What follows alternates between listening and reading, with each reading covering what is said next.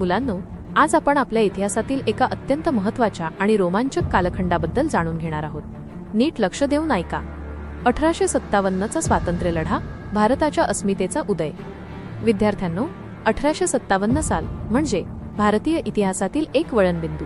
याला आपण केवळ शिपायांचे बंड म्हणू शकत नाही, तर हा होता ब्रिटिश सत्तेविरुद्ध भारतीयांनी पुकारलेला पहिला संघटित आक्रोश. ही आपल्या स्वातंत्र्य लढ्याची पहिली ठिणगी होती. असंतोषाची कारणे: ब्रिटिश ईस्ट इंडिया कंपनी भारतात व्यापार करायला आली, पण हळूहळू त्यांनी इथल्या राजकारणात शिरकाव केला. जड कर आकारून त्यांनी शेतकऱ्यांचे कंबरडे मोडले, दत्तक विधान नामंजूर करून भारतीय राजांची राज्ये खालसा केली.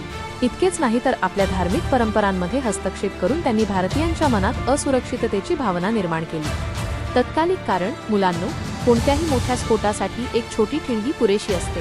1857 मध्ये एनफिल्ड रायफल्सच्या काडतुसांना गायीची आणि डुकराची चरबी लावल्याची बातमी पसरली.